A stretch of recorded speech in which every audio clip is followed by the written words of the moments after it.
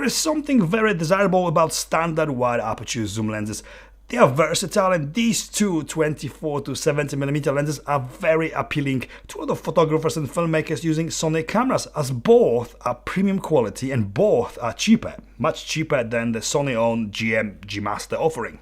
Sigma has been with us for a while now, and now that they fixed the dust issue, it is the #1 choice for most of shooters who need this focal length. But Samyang has released this not long ago, their first autofocusing zoom and premium quality lens to compete directly with the Sigma lens. How do they compare side by side? Which one is better and which one is right for you? Keep watching, don't skip, and maybe I'll give you the answers that you want.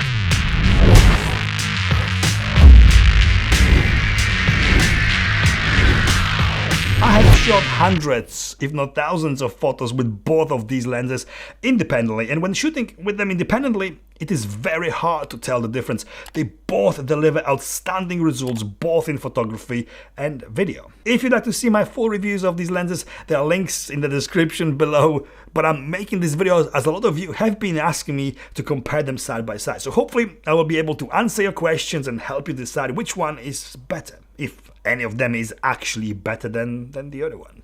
Little note, every time I'll compare the shots from these lenses side by side, Sigma images will always be on the left of the screen and Samyang on the right. Also, any samples shown individually from them will be labeled in the same way. Sigma on the left and Samyang labeled on the right, just to make it easier to follow. Let's talk about Sigma first. I've loved this lens since it came out about 2 years ago. Versatile lens made by the company that is known for producing quality glass. It's a lens that it's had its share of issues, as the dust getting inside gave it a little bit of bad reputation at some point, but this was only a problem with early copies, and it has been rectified by Sigma, and they even do free fix if you happen to have one of those early copies that were affected by dust getting inside. Anyway, Sigma lens is already a modern classic, and it will be a #1 choice for a lot of photographers and filmmakers who need that standard range of 24-70mm wide aperture zoom. Samyang is a new kid on the block. This 24-70mm is a new kid on the block. Samyang, although they have just celebrated the 50-year anniversary, is a less known brand. A brand very often, rightfully so, associated with manual prime lenses. This is their first zoom, and one that is really standing tall, and one that is giving all other 24-70mm run for their money. Solid, premium quality lens that can't and shouldn't be ignored. It delivers outstanding results, just like Sigma, and when shooting with both of these lenses independently, it is virtually impossible to tell the difference. The difference in quality, they're very, very close. Sharpness, both lenses score literally 10 out of 10. This is just as good as it gets. Fast, reliable autofocus on both, and I had zero issues focusing in real-world situations with either of them while taking photos or shooting video. The only one minuscule problem I had with both is guessing the minimum focusing distance at the different zoom ranges, but I guess that would apply to all zooms, and sometimes they both struggle to focus on small things. Again, I can't say that it is a lens problem. It could be more to do with the camera's focusing mode, or just simply me expecting more than it is possible from either of them. Maybe this is just maybe Samyang's autofocusing in low light is tiny bit better. It felt like it to me, but I can't really prove this practically or scientifically. The big difference between them is that Samyang is a parfocal lens. Parfocal means that once you acquire focus at 24mm, it will stay in focus throughout its full zoom range. This is particularly useful when filming and manually focusing. Sigma, once focused at 24mm, will stay in focus until about 50mm, and you'd have to readjust the focus. This is a feature that might appeal to some filmmakers, but I don't think it's that big of a deal. Maybe it is, not for me. Both lenses show pretty much identical chromatic aberration, all within norm, and both create almost identical subject to background separation and bokeh. I say almost, as Samyang's bokeh is just ever so slightly more rounder and defined, but Sigma's is tiny bit softer. Very minuscule difference, and these characteristics will appeal differently to different people. There's no wrong or right here. I have actually commented on the huge amount of flaring Samyang produces in my review of it.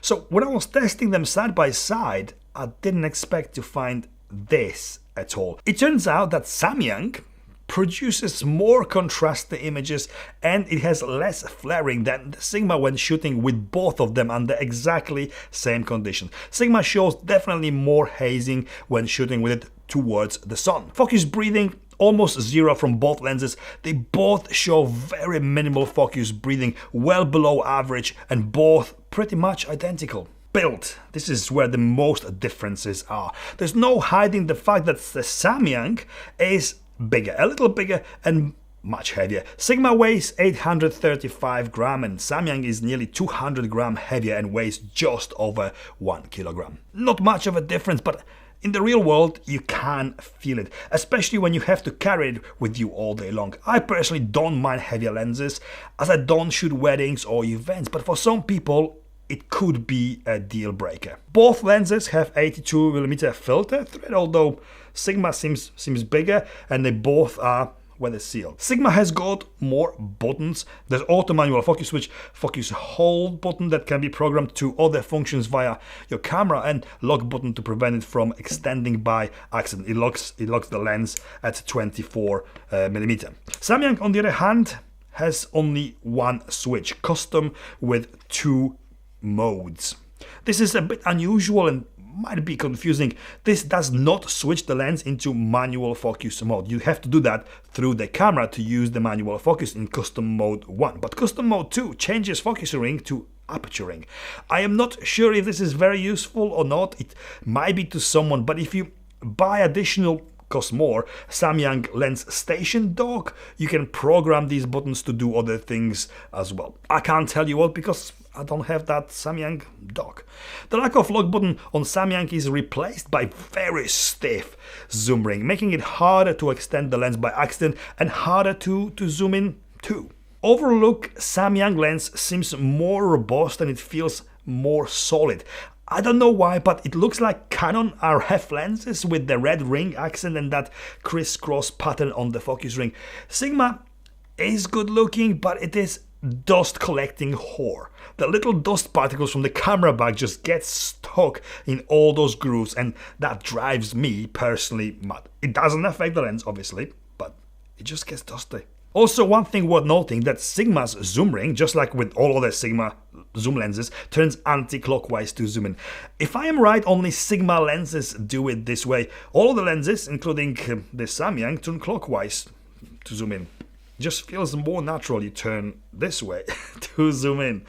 Price, Samyang is cheaper, but not much. The difference between them is around £200 here in UK or about $100 in US. The thing is that Samyang is not priced wrong. This lens is good. It is in the same class and it performs as good as the Sigma on all fronts. So why should it be cheap? It's not a cheap lens, but it is cheaper than its main rival, this. Conclusion, I really can't say that there is a clear winner here. There isn't. Both of these lenses are very similar to each other performance-wise. The differences are very small and only sometimes visible. Sigma allows more light to leak in when shooting towards the bright light sources, and in those situations Samyang's images have more contrast. Samyang's bokeh is ever so slightly more rounder and more defined. Could be a good thing or a bad thing, depends on what you prefer. Sigma is slightly smaller and lighter, but its zoom ring turns anti-clockwise. Very frustrating if you use zooms from other brands regularly, as well as this lens. On the other hand, Samyang's zoom ring is super stiff to turn, even though it turns the right way. Overall, I'd be happy to shoot with either of these professionally. The quality they both deliver is outstanding, and in the end, it comes down to your own personal preference. If the extra weight doesn't bother you and you want to save a few pennies, Samyang could be the lens for you. If you want more known brand, less weight and those extra buttons, then go for Sigma. I personally would choose, I don't know, Samyang, yes, I mean Sigma, or Samyang. I'll have them both if I could. Samyang has got this bit of red on it, making it prettier, but Sigma is lighter. That's it. I don't know. And this is it from me. I hope this video was in some way helpful. I know I didn't give you a definite answer, but I hope at least it was entertaining. If it was, please give me the thumbs up. Consider subscribing, follow me on Instagram, and I'll see you next time. Don't miss it. In a world where everyone has had COVID. Okay, I have to say that this voice, this movie trailer voice, is because I've been coughing. It's not COVID, it's just a bit of cough. Yeah, I'll live. And I think that's a wrap.